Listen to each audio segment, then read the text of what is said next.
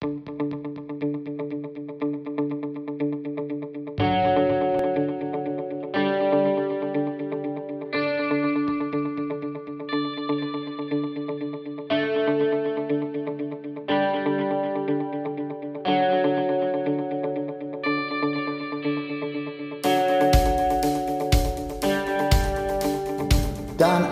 what was it about the Michigan District Export Council that made you want to become a member?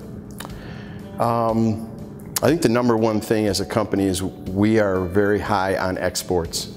And as a small business, understand how critical it is to U.S. economy and Michigan economy.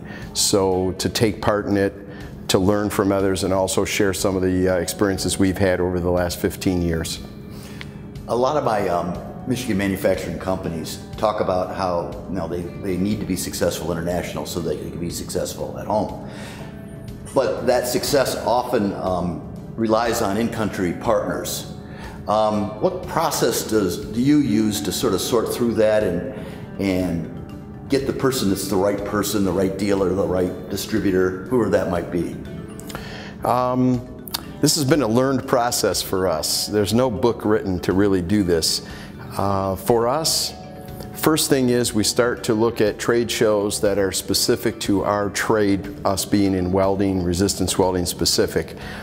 Go and try to find companies and individuals by going to those shows, asking around who are key people with integrity. Mm-hmm. But also one of the things that we've found over the years is many times there is a jewel to be found in an adjacent industry. So even though we're in welding, the machine tool industry may have a distributor or company that calls on many of the same people and can work well for you because they're not competing with other products. Sure. So we've used that type of thing to identify opportunities for representation and distribution. Obviously, when you set those contracts up, you set some sort of sales goals. How do you determine that ahead of time when you don't know how it's going to go over in a country? Good question. We have learned over the years to adopt a very hardcore sales process. And that process helps us identify opportunities, whether they be home or abroad. We work with our reps, train them on the same process, and we take those opportunities, as we work through them in the year and put them into what we call a funnel of opportunities. We grade them and we build our forecast based on those opportunities, and then we work those opportunities. We have scales and things like that that say, hey, they're moving from a level 1 to a level 5, and that also helps us put that forecast together with a higher level of accuracy. That's good. Do you worry about your patent and trademarks when you're doing this, and how do you protect yourself a little bit? Good question. We do to some degree. How they say there really are no secrets. Yep. We're very careful with our core technology and how we manufacture the product. So there we're very careful, regardless of who we're working with.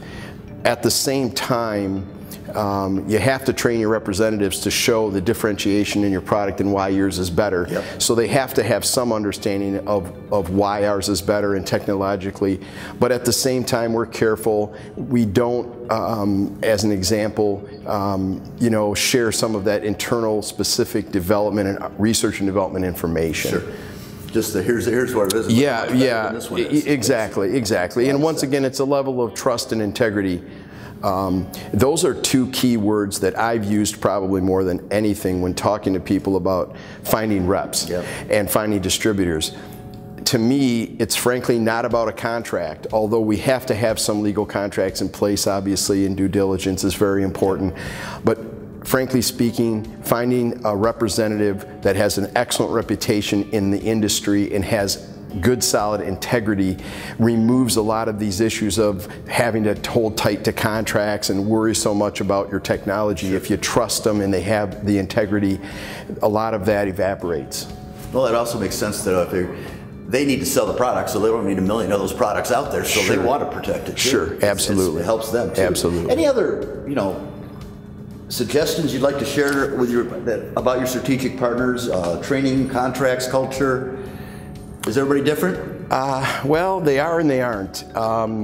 Over the years, I think, once again, what we've learned is that up front especially, that first year or two with a rep and distributor and training them training key customers that they're going to be working with, sometimes at the same time, so you know that they're getting the same training and same process, bringing them here and training them here in country so that once again they understand us and our processes and our systems. And then it goes back to their culture of trust. You know, Latin America, high level of culture that comes into them making decisions. Yep.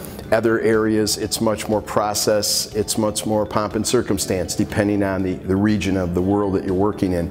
But it still comes back for us to trust, integrity, and us working with their culture and understanding it better. That's face time. You've got to spend time, especially early on, so that they trust you and you trust them. How much time do you spend in country when you're first starting out like this? You said you bring them over here. How much do you spend time over there? A typical example, if I hired a rep today and we were going to work with that representative to get them up to speed on our product and processes, they would come here for most likely 2 to 4 weeks, depending on their ability to do so. I would immediately turn around and reciprocate within a few weeks to go back and do the same thing there again, reinforcing what they learned here and sharing it also with them and the customer so they see how it's presented. How should the information and how should our products be represented?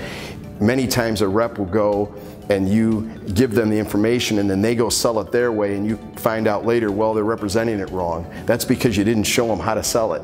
You need to show them how to sell it. Makes sense. Anything else you want to add? Once again, it's not rocket science. It's really trust, integrity, culture, and due diligence. You know, do your homework, before you go, so you know what you're getting into. And I think early on someone asked me a question, well, if you had one thing that you learned over the years that you wish you known when you got into it, I think the due diligence and the research is a place where we didn't do enough of it when we first started, and it caused a couple of do-overs, and they're very costly. So that's the area where I think you should concentrate in doing due diligence up front and do your homework. Well, I always tell people to start in Canada. That's the easiest place. Well, it makes sense. It's a safe partner. It's easy to in and out, and the cultural differences aren't that great. So yeah, that makes a lot of sense. And there are, once again, differentiation between a country such as Russia, a country such as China versus even a Western European country. Once again, it's based on culture and politics. And there's some of that is very difficult to control. So, thank you, Don. You're welcome. Thanks.